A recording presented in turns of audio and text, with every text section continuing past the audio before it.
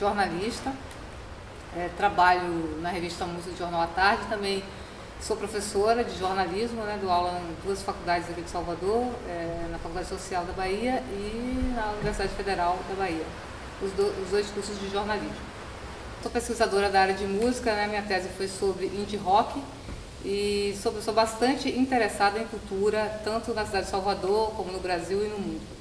Existe pouco espaço nos jornais para cultura, nos meios de comunicação, em geral no Brasil todo, né? Aqui é um pouco, o mercado nosso é menor, né? O mercado jornalístico ele é bem menor, então a gente acaba tendo um espaço pequeno para cobrir toda a cena diversa que a cidade existe.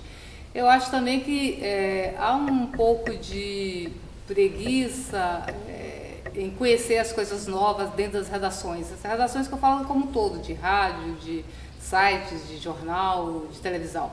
Então as pessoas estão muito centradas no que elas recebem dentro das redações. Então falta um pouco de curiosidade. E a cena independente, ela circula muito, de uma forma muito autônoma nas redes sociais, enfim, em outros espaços que normalmente os jornalistas acabam não indo procurar esses lugares. Existe espaço para a cena independente, existe um espaço pequeno, obviamente. Por outro lado, eu também acho que a cena independente tem se colocado cada vez mais em um outro lugar, fora do que se chama agora de mídia tradicional, né? Então, as redes sociais, o Facebook, os blogs, os sites, o Twitter, esses têm sido espaços cada vez mais ocupados por essa cena independente que tem ido nesse que a gente tem chamado agora de fluxo secundário, né? Fora do mainstream. Esse fluxo secundário que cada vez mais engloba a cena independente e esse mercado de nicho. Eu acho que essa é uma das coisas mais interessantes que surgiu para a cena independente com a internet, por exemplo, né? Que é você ser um pouco descolado da mídia chamada tradicional e viver bem fora dessa mídia tradicional também. Apesar de eu achar que a cena independente ainda valoriza muito a legitimidade que essas mídias tradicionais trazem. Crítica cultural na Bahia quase que não existe, né? Se a gente for pensar do que é crítica, que é praticamente uma peça cultural também, a gente não tem isso na Bahia. Cada vez a gente tem menos. A gente tem reportagens, a gente tem algumas resenhas sobre a produção cultural do Estado, mas não tem a crítica. O que eu acho lamentável, porque a crítica ela é fundamental para fortalecer a cena, né? Você precisa falar da cena, o artista vai ler aquilo ali, vai gostar ou não vai gostar, vai criar uma discussão, um debate, né? Então, a crítica cultural não ocupa esse espaço na cena cultural da cidade, o que é realmente lamentável. A gente não acaba ficando muito restrito a uma agenda, né? Que faz reportagens, o espaço da crítica é cada vez menor. Isso acontece no jornalismo como um todo. Aqui na Bahia a gente acaba sentindo esse reflexo mais forte, porque o mercado é menor. Engraçado que nos anos 60, 70 e 80 a crítica tinha um espaço muito grande no jornalismo, né? Era uma espécie de espaço de lugar nobre, né? As pessoas queriam fazer crítica, escrever sobre cultura. E a gente foi perdendo isso, né, com o tempo.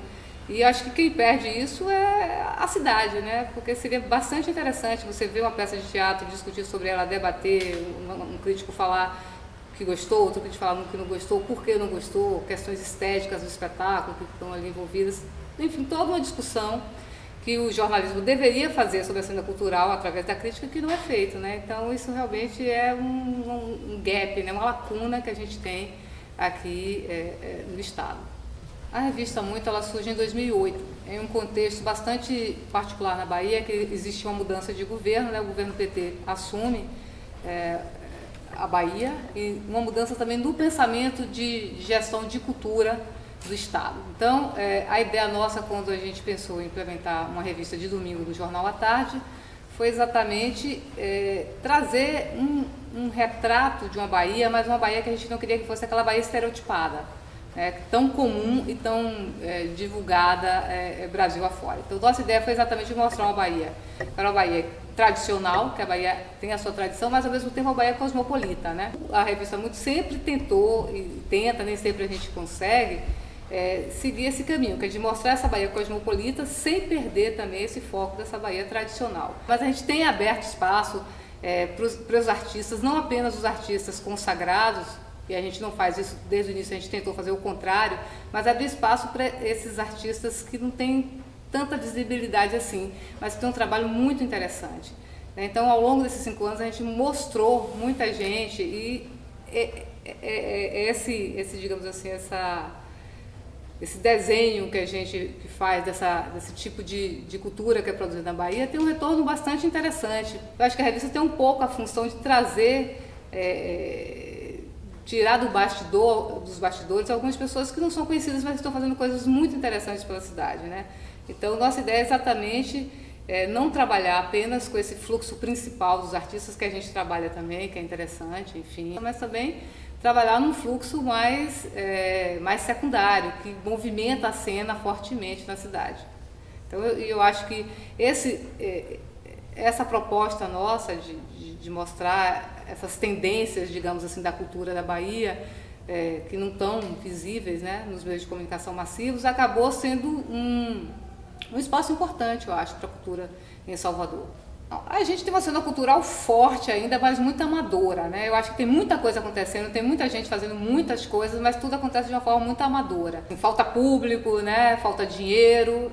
Eu acho que na verdade a gente precisaria de um incentivo, não só estatal, mas um incentivo mais privado, de você ter um investimento mesmo, né? De casas, por exemplo, de espetáculos, que é uma coisa que a gente não tem aqui, de ter mais galerias, de ter gente investindo em arte, que é o que falta na cidade. Eu acho que a gente tem hoje uma dependência muito grande do Estado para fazer cultura aqui em Salvador, e isso atravanca um pouco as coisas, né? O ideal seria que a gente tivesse mais investimentos privados e a gente tivesse um público consumidor mais forte, porque eu acho que a gente tem ainda muito pouco, né?